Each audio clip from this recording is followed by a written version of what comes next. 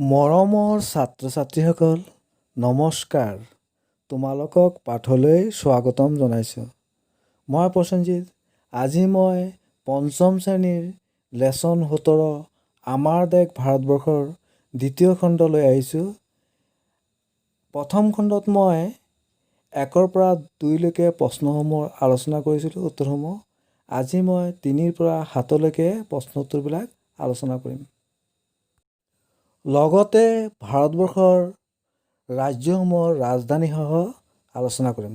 তোমালোকে সম্পূৰ্ণকৈ চাবা। 3 নম্বৰ প্ৰশ্নটো আছিলে তলৰ উক্তিসমূহ শুদ্ধ কৰি লিখা। তাৰমানে তলৰ কিছুমান বাক্য আছে, বাক্যবিলাক আমি শুদ্ধকৈ লিখিব লাগে।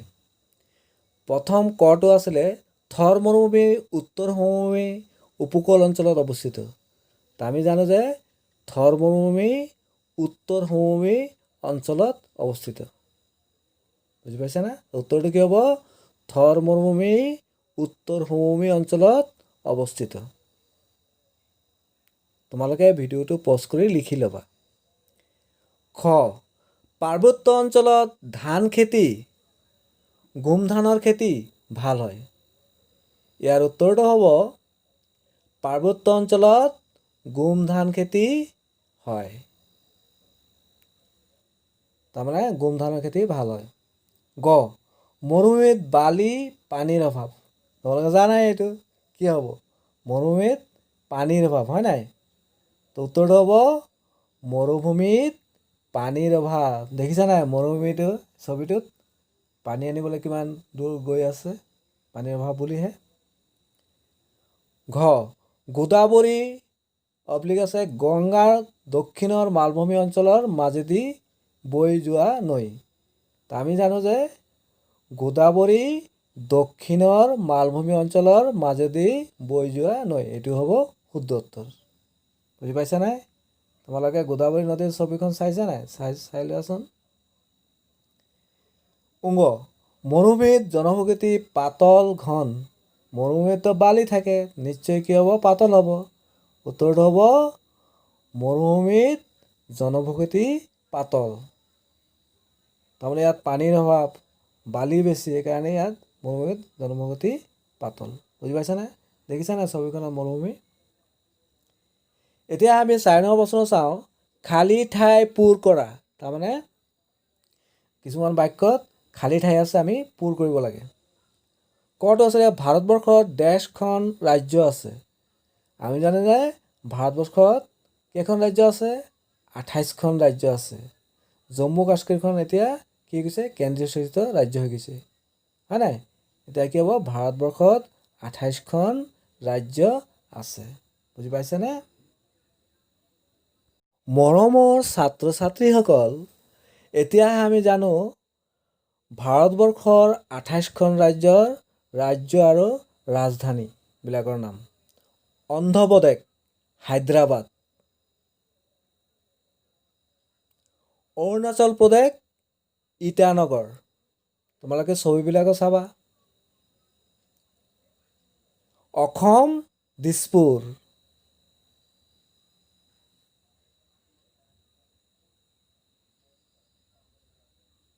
বিহাৰ পাটনা,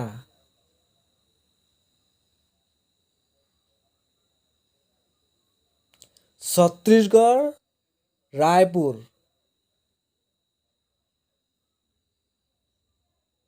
গোৱা পানাজী,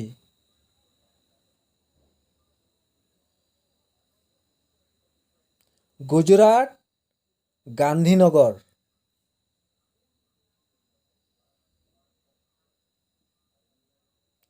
হাৰিয়ানা চণ্ডীগড়,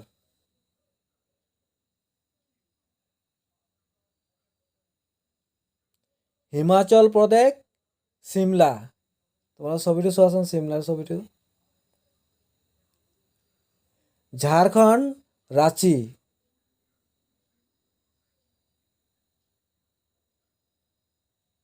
কৰ্ণাটক বেংগালুৰু,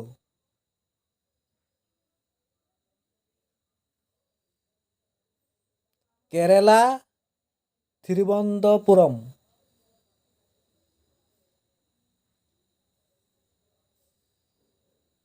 মধ্যপ্ৰদেশ ভোপাল,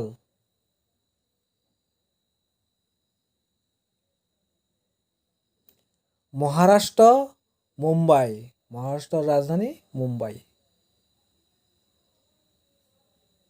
মণিপুৰ ইম্ফল, মণিপুৰৰ ৰাজধানী ইম্ফল, মেঘালয় শ্বিলং, মেঘালয়ৰ ৰাজধানী শ্বিলং, মিজোৰাম আইজল, মিজোৰামৰ ৰাজধানী আইজল,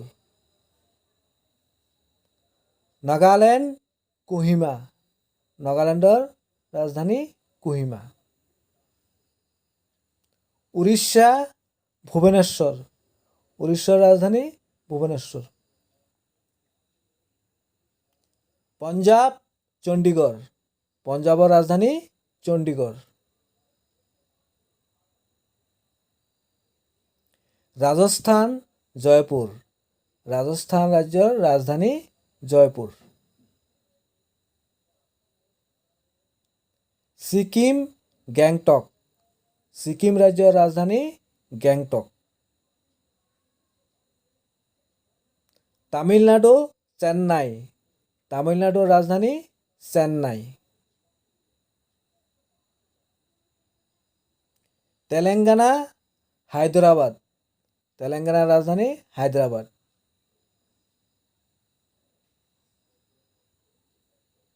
ত্ৰিপুৰা আগৰতলা, ত্ৰিপুৰা ৰাজ্যৰ ৰাজধানী আগৰতলা,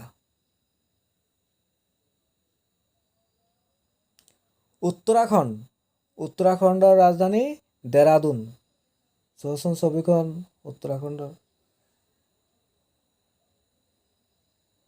উত্তৰ প্ৰদেশ লক্ষ্ণৌ, উত্তৰ প্ৰদেশৰ ৰাজধানী লক্ষ্ণৌ,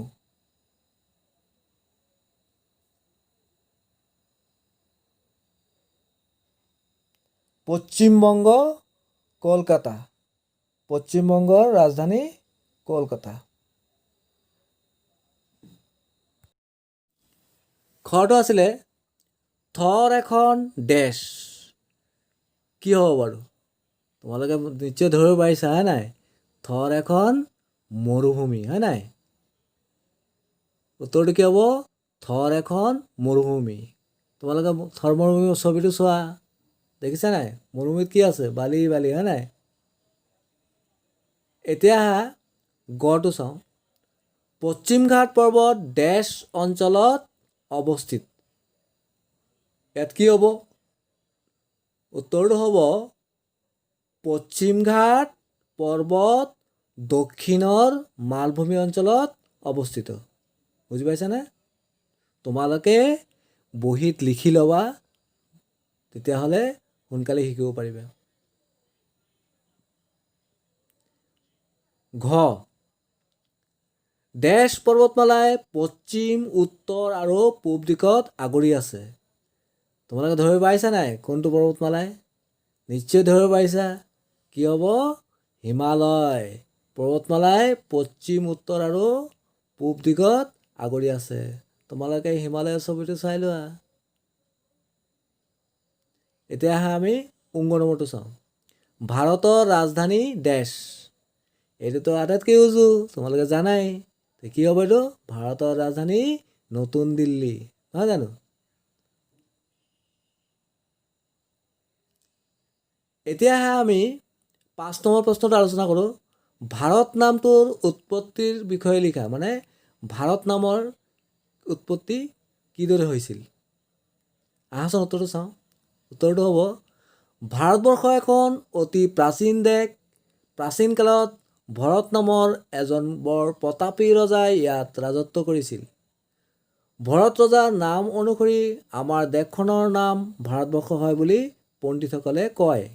আনহাতে ভাৰতবৰ্ষৰ মাজেদি বৈ যোৱা হিন্দু নৈ আৰু যাক লেটিন ভাষাত ইণ্ডাছ বুলি কোৱা হয়, সেই ইণ্ডাছ শব্দৰ পৰাই ইংৰাজীত ইণ্ডিয়া হয় বুলি কোনোৱে কয়।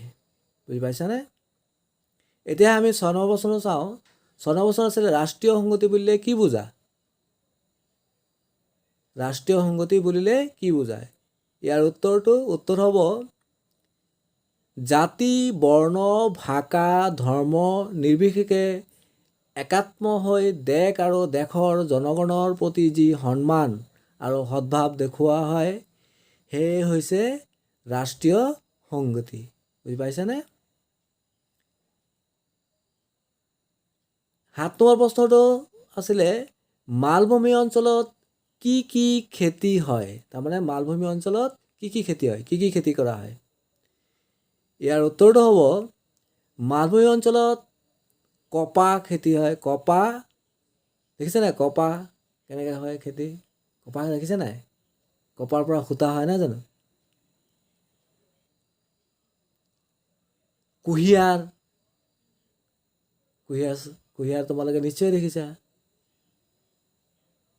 আৰু কি খেতি হয়?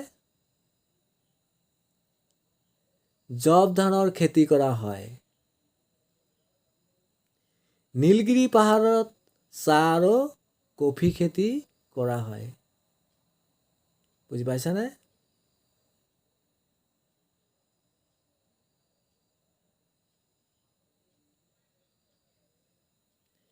ৰাষ্ট্ৰীয় সংগীতৰ হকে কাম কৰা কেইজনমান ব্যক্তিৰ নামৰ বিষয়ে আমি জানো। প্ৰথম ছবিটো কি? প্ৰথমখন আছে মহাত্মা গান্ধী ছবি। দ্বিতীয় ছবিটো কি আছে? মৌলানা আবুল কালাম আজাদ। আৰু তৃতীয় ছবিটো হ'ল সৰোজিনী নাইডু। আৰু চতুৰ্থ ছবিটো হ'ল লোকপ্ৰিয় গোপীনাথ বৰদলৈ। এওঁলোকৰ উপৰিও আমাৰ দেশৰ সংগীতৰ অৰিহণা যোগোৱা আন বহুতো নেতা আৰু নেত্ৰী আছে। এতিয়া আমি জানো আমাৰ ৰাষ্ট্ৰীয় দিৱসসমূহ। দুটামান মই কৈ দিছোঁ, স্বাধীনতা দিৱস, গণতন্ত্ৰ দিৱস, গান্ধী জয়ন্তী আদি। আমি সকলোৱেই এই ৰাষ্ট্ৰীয় দিৱসসমূহ পালন কৰোঁ, নহয় জানো? মৰমৰ ছাত্ৰ ছাত্ৰীসকল, আজিলৈ পাঠটো আমি ইমানতেই শেষ কৰিলোঁ। তোমালোকে বহীত প্ৰশ্ন উত্তৰবিলাক লিখি ল'বা, তেতিয়ালৈ কৰিবলৈ সুবিধা হ'ব। আৰু ইয়াৰ পৰৱৰ্তী ক্লাছত মই নেক্সট লেচনৰ বিষয়ে আলোচনা কৰিম। তোমালোকে চাই থাকিবা। See you in my next class. Thank you. ধন্যবাদ।